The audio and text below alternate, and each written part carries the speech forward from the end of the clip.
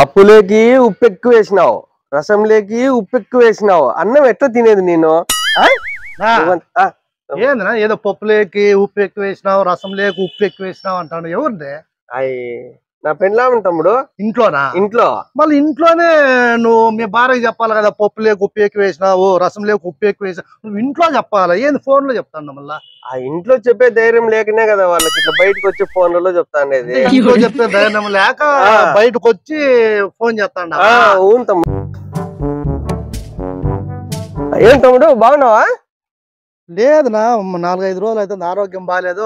Private hospital చేర్పిస్తావు బాగలేదు ఆరోగ్యం. అయ్యో టీ తాగే డబ్బులు లేవు తమ్ముడు, నా దగ్గర ఆడున్నాయి ప్రైవేట్ హాస్పిటల్ లో చేర్పించేకి. ప్రతి అడ్డమైనవాడు బాగున్నావా బాగున్నా అని అడిగేవాడే. ఆరోగ్యం బాగాలేదంటే ప్రైవేట్ ఆసుపత్రులు మీరేమని చూపిస్తారా? ఏం పోయే కాలమో ఏం కథ, బాగున్నావా బాగున్నా అనుకుంటారు. బాగలేకపోతే ఇల్లే పెద్ద ఆసుపత్రిలో చేర్పించే వాళ్ళ మాత్రం. ఏం డల్ గా ఉన్నావు?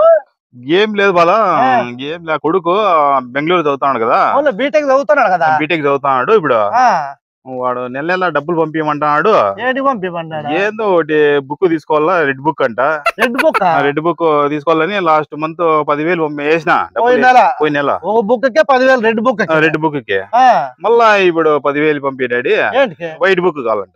మళ్ళా 10,000 పంపినాడు వైట్ బుక్. మళ్ళీ వైట్ బుక్ అడుగుతాడు. లేదులే, ఆ రెడ్ బుక్ వైట్ బుక్ చాలా విలువైనవి. నువ్వు పంపి, ఎందుకంటే ఆ రెడ్ బుక్ వైట్ బుక్ అన్ని రాసుకుంటారు కదా, దాని వల్లే పెద్ద పెద్ద ఉద్యోగాలు వచ్చేది. ఇప్పుడు పాపం సౌదీలో మన భారతీయుడే ఇరకపోయినాడు. ఇరుక్కొని పాపం నన్ను ఎట్లన్నా గానీ మన దేశానికి రప్పిండి అని ఇంకోటి బాను, ప్రపంచంలో నువ్వు ఏడన్నా ఇరుక్కోనిలే మనిషి. మన గవర్నమెంట్, ఇండియా గవర్నమెంట్ గానీ మన స్టేట్ గవర్నమెంట్ గానీ తెప్పిస్తాది. భారత మాత్రం ఇరుక్కోకూడదు.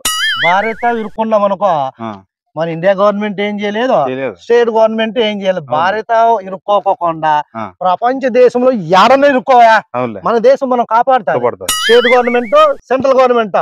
భారత ఇరుక్కున్నాం అనుకో, యా గవర్నమెంట్ అసలు మనం కాపాడలేము. మన నరకం మనమే అనుభవించాల్సిందే. తమ్ముడు ఉండు, దగ్గర గూగుల్ తల్లి ఉంది కదా, గూగుల్ తల్లిని అడుగుతానండు. గూగుల్ తల్లి కాదునా, ప్రతి ఒక్కరు ఏందన్నా తెలియకపోలే మేము గూగుల్ తల్లిని అడుగుతాం, గూగుల్ తల్లిని అడుగుతాం అంటారు. ఉందా గూగుల్ ఎవరు కనుక్కోండేది? ఎవరు తమ్ముడు? మగోళ్ళు కనుక్కోండేది, ఆడోళ్ళు కాదు. మగోళ్ళ కొన్ని సంవత్సరాల కష్టపడి గూగుల్ ని మగోళ్ళు కనుక్కుంటే గూగుల్ తండ్రి అనాల, గూగుల్ తల్లి అనకూడదునా. ఆడోళ్ళు కనుక్కోంటే ఒకవేళ గూగుల్ ని, అప్పుడు గూగుల్ తల్లి అనాల. గూగుల్ కనుక్కోండి మగోళ్ళు కాబట్టి ఇకపైన ఎవరు కూడా గూగుల్ తల్లి అనద్దండి. గూగుల్ తండ్రిని అడుగుతా, గూగుల్ తండ్రిని అడుగుతా, గూగుల్ తండ్రిని అడుగుతా అని అందరికీ చెప్పు. బయట గూగుల్ తల్లి అనేది ఉండకూడదు. గ్రూప్ లో కూడా గూగుల్ తండ్రిని అడుగుతా, గూగుల్ తండ్రి మగోళ్ళు కనుక్కోలేదు. గూగుల్ మనమే అయితే నీ దగ్గరికి బయలుదేరింది తమ్ముడు.